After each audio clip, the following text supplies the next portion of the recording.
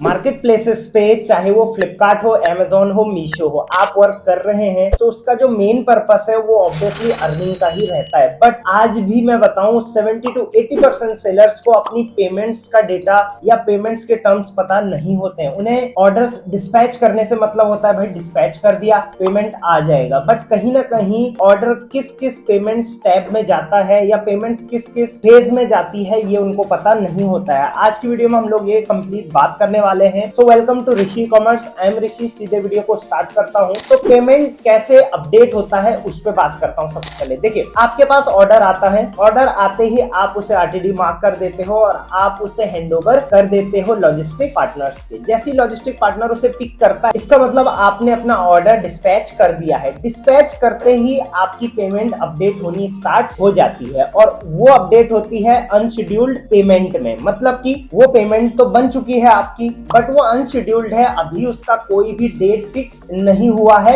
उसको शेड्यूल होने में टाइम लगेगा। अब जैसे ही वो ऑर्डर आपका निकलता है आपके वेयरहाउस से, वो आपके मदर हब में जाता है, वो आपका जो भी प्रोसेस होता है उसके बाद का कस्टमर तक पहुंचने तक, कई केसेस में वो आरटीओ हो जाता है, कई केसेस में वो कस्टमर तक पहुंच जाता है। तो अगर वो आरटीओ हो गया तो ऑब्वियसली वो अनशेड्यूल्ड पेमेंट माइनस होते रहता है। लेकिन अगर वो कस्टमर में डिलीवर्ड हो गया तो उसके बाद जैसे वो डिलीवर्ड हुआ, अब कई मार्केट प्लेस डिस्पैच होने के बाद दिन काउंट करते हैं कि भाई इतने दिन बाद आपकी पेमेंट आएगी, और कुछ मार्केट प्लेस में क्या होता है कि डिलीवर होने के बाद डेट काउंट्स होते हैं, राइट। तो वो हर मार्केट प्लेस का अलग अलग होता है, वो आप अपने हिसाब से चेक कर सकते हैं। जैसे ही आपका ऑर्डर डिलीवर्ड होता है वैसे ही आपकी जो पेमेंट है वो चली जाती है सेकंड स्टेप में, जिसको बोलते हैं शेड्यूल्ड पेमेंट। मतलब कि आपको शेड्यूल्ड पेमेंट का कोई भी टैब नहीं दिखेगा, सिर्फ वो शेड्यूल्ड हो जाएगी पेमेंट। मतलब कि डेट आ जाएगी कि ये पेमेंट अब आपकी किस डेट को पहुंचने वाली है। और ये जो शेड्यूल्ड है या अनशेड्यूल्ड पेमेंट, जो भी पेमेंट्स का डेटा होता है, आप देखोगे जब भी आप पेमेंट में जाओगे तो वहां पर एक टैब होता है आउटस्टैंडिंग पेमेंट का। आउटस्टैंडिंग पेमेंट का मतलब है कि कितना पेमेंट मार्केट प्लेस के पास आपका जमा है,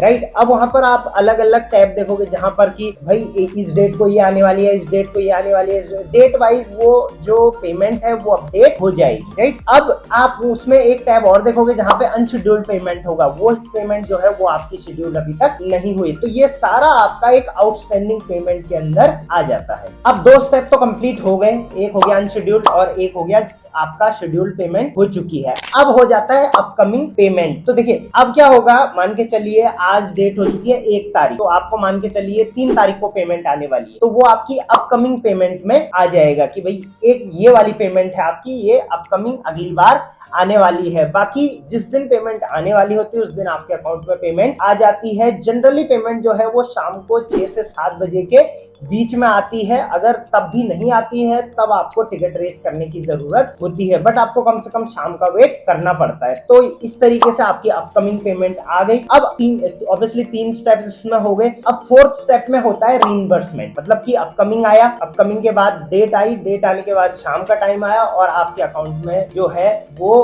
पैसा डिसबर्स हो गया, तो उसको बोलते हैं डिसबर्समेंट। तो डिसबर्समेंट आपके अकाउंट में हो जाएगा। और अब जब ये पेमेंट आपके अकाउंट में आ चुकी है तो ऑब्वियसली ये पेमेंट अब एक प्रीवियस पेमेंट कहलाई जाएगी या पेमेंट टिल डेट कहलाई जाएगी। अब आप अगर प्रीवियस पेमेंट्स को देखना चाहोगे तो ये पेमेंट्स आपको वहां पर डेट वाइज मिल जाएगी। किसी भी मार्केट प्लेस पे ओल्ड डेटा जो है पेमेंट का वो आप एक्सेस कर सकते हो, कितनी पेमेंट्स आपको आने वाली है वो आप एक्सेस कर सकते हो। तो सारा डेटा जो रहता है पेमेंट का वो सारा एक्सेसिबल रहता है, आप उसे एक्सेस कर सकते हो। पेमेंट डेटा में ही अगर आप उसको डाउनलोड करके देखोगे तो उतना पेमेंट आपका क्यों बना है, किस ऑर्डर आईडी से बना है, इतना ही क्यों बना है, ज्यादा हुआ है तो क्यों ज्यादा आया है, कम आया है तो क्यों कम आया है, सारा डेटा आपको पेमेंट टैब में ही मिल जाता है इन्हीं रिपोर्ट्स के अंदर। सो पेमेंट से रिलेटेड अगर कोई आपका और डाउट है तो आप मुझे जरूर कमेंट में बता सकते हैं, क्योंकि पेमेंट्स के टैब्स जानने बहुत ज्यादा जरूरी हो जाते हैं। मुझे लगा था पेमेंट टैब को आपको समझाना जरूरी है, क्योंकि ऑब्वियसली